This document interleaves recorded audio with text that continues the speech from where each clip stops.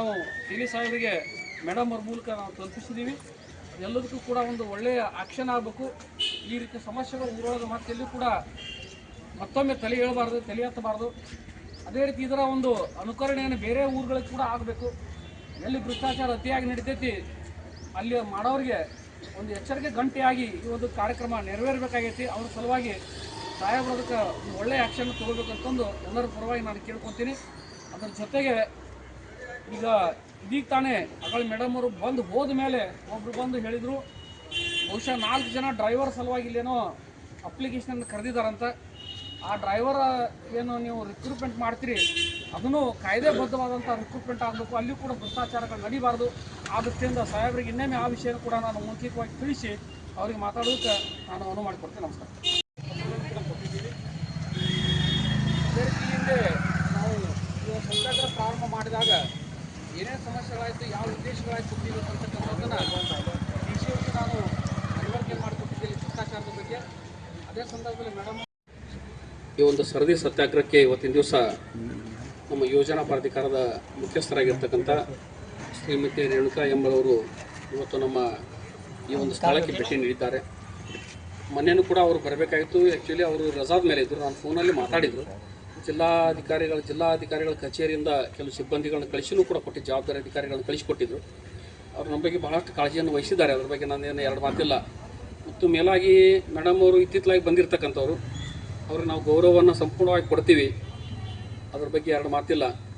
ಆದರೆ ನಾವು ನಿರ್ದಿಷ್ಟವಾಗಿರ್ತಕ್ಕಂಥ ವಿಚಾರಕ್ಕಾಗಿ ಈ ಒಂದು ಸತ್ಯಾಗ್ರಹ ಹಮ್ಮಿಕೊಂಡಿರ್ತಕ್ಕಂಥದ್ದು. ಭ್ರಷ್ಟಾಚಾರ ತಾಂಡವ ಆಡ್ತಾ ಇದೆ. ಮುನ್ಸಿಪಾಲ್ಟಿಯಲ್ಲಿ ಅಕೌಂಟಬಿಲಿಟಿ ಇಲ್ಲ. ಆಡಳಿತ ಏನು ನಡಿಬೇಕಾಗಿರ್ತೈತೆ ಆಡಳಿತ ನಡಿಬೇಕಾಗಿರ್ತಕ್ಕಂಥ ಆ ಸ್ಥಳಗಳು ಅವು ಸರಿಯಾದಂಥ ರೀತಿಯೊಳಗೆ ಮ್ಯಾನೇಜ್ಮೆಂಟ್ ಆಗ್ತಾ ಇಲ್ಲ. ಹೀಗಾಗಿ ಜನಸಾಮಾನ್ಯರಿಗೆ ಇದರ ಒಂದು ತೊಂದರೆ ಬಹಳಷ್ಟು ಆಗ್ತಾ ಇದೆ ಅಂತಕ್ಕಂಥದ್ದನ್ನು ಸರ್ಕಾರದ ಗಮನಕ್ಕೆ ನಾವು ತಂದಿದ್ದೀವಿ. ಭಾಳ ಸ್ಪಷ್ಟವಾಗಿ ಕೂಡ ತಂದಿದ್ದೀವಿ. ಇಲ್ಲಿರ್ತಕ್ಕಂಥ ಕೆಲವು ಅಧಿಕಾರಿಗಳು ಎಷ್ಟರ ಮಟ್ಟಿಗೆ ಅವರು ಬೇಜವಾಬ್ದಾರಿಯಿಂದ ಇದ್ದಾರೆ ಅಂತಂದ್ರೆ, ಯಾರನ್ನು ದುಡ್ಡು ಕೇಳಬೇಕು, ಯಾರನ್ನು ದುಡ್ಡು ಕೇಳಬಾರ್ದು ಅನ್ನುವಂಥ ಕೂಡ ಒಂದು ಲವಲೇಶನ್ ಕೂಡ ಅವ್ರ ಹತ್ರ ಇಲ್ಲ. ಅಂಥ ಒಂದು ಪರಿಸ್ಥಿತಿಯಲ್ಲಿ ಅತ್ಯಂತ ಬಡವರು, ಯಾರಿಗೆ 1-2 ಹೊತ್ತಿನ ಊಟ ಗತಿ ಇರೋಂಗಿಲ್ಲೋ ಅಂಥವ್ರನ್ನೂ ಕೂಡ ದುಡ್ಡು ಕೇಳ್ತಕ್ಕಂಥದ್ದು. ಯಾರು ಅತ್ಯಂತ ತೊಂದರೆಯಲ್ಲಿದ್ದಾರೆ ಅವರಿಗೆ 10 ಸಲ ಮುನ್ಸಿಪಾಲ್ಟಿಗೆ ಓಡಾಡಿಸೋದು, 2 ವರ್ಷಗಳವರೆಗೆ ಓಡಾಡಿಸೋದು. ಇವತ್ತೇ ಒಂದು ಉದಾಹರಣೆನ ಮೇಡಮ್ ಅವ್ರ ಮುಂದೆ ನಾವು ಹೇಳಿದ್ವಿ. ನಮ್ಮ ಗುಳೇಗುಡ್ಡದ ಒಂದು ವ್ಯಕ್ತಿ ಒಬ್ಬರು ತಾವು ತಮ್ಮ ಏನು ಗರ್ಭಟ್ಟಿ ಕೊಡ್ತಕ್ಕಂಥ ಬಾಕಿ ಇರ್ತಕ್ಕಂಥದ್ದನ್ನು ಕ್ಲಿಯರ್ ಮಾಡೋಕ್ಕೆ ಬಂದ್ರೆ ಸುಮಾರು 36,000 ರೂಪಾಯಿಗಳನ್ನ ಕಟ್ಟಿಸ್ಕೊಂಡು 18,000 ಇಬ್ಬರು ಅಣ್ಣ ತಮ್ಮರದ ಆಸ್ತಿ ಅವು. ಅದಕ್ಕೆ ಒಂದು ಕೆಲಸ ಆಗಲಾರ್ದಕ್ಕೆ 18,000 ರೂಪಾಯಿ ವಾಪಸ್ ಕೊಟ್ಟಾರ. ಇವತ್ತೇನು ಮೇಡಮ್ ಅವ್ರು ಬರ್ತಾರಂತ ಗೊತ್ತಾಗಿ ಅವ್ರಿಗೆ ವಾಪಸ್ ಕೊಟ್ಟಾರ.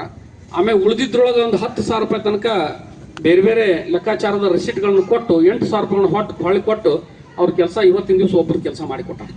ಸ್ವತಃ ಅವರೇ ಬಂದಿಲ್ಲ ಮೇಡಮ್ ಅವ್ರ ಮುಂದೆ ಹೇಳುವಂಥ ಪರಿಸ್ಥಿತಿ ಬಂತು. ನಿನ್ನೇನು ಕೂಡ ಒಬ್ರು ಬಂದಿದ್ರು. ಇಲ್ಲೇ ನಮ್ಮ ಮಗ್ಲ ಪಕ್ಕದ ಹಳದೂರು ಗ್ರಾಮದ ಹಿರೇಮಠರವರು. ಅವ್ರು ಸುಮಾರು 2 ವರ್ಷದಿಂದ ಅವ್ರಿಗೆ 2 ಪ್ಲಾಟ್ ಅದಾವಂತ, 2 ಪ್ಲಾಟ್ ಆಸ್ತಿಕರ ಸಲುವಾಗಿ ಅವ್ರು ಬಂದಿದ್ರು. ಅವ್ರಿಗೆ ಇದೇ ಥರ ಓಡಾಡಿಸಿ ಇಲ್ಲಿವರೆಗೂ ಕೂಡ ಮಾಡಿಕೊಟ್ಟಿಲ್ಲ. ಅವರು ಕೂಡ ಹೇಳಿ ಹೋದ್ರು ಬಂದು, ಸರ್ ನಂದು ಹಿಂಗೈತೆ, ನನಗೂ ಸಿಕ್ಕಾಪಟ್ಟೆ ದುಡ್ಡು ಕೇಳ್ಯಾರ ಅಂತಕ್ಕಂಥದ್ದನ್ನು ಹೇಳಿ ಹೋದ್ರು. ಈ ರೀತಿ ಭಾಳಷ್ಟು ಜನ ಸಣ್ಣ ಪುಟ್ಟ 1,000, 2,000, 5,000 ತಿಂದವರಂತೂ ಭಾಳ ಜನ ಹೇಳಿಗ್ಯಾರ ಬಂದು.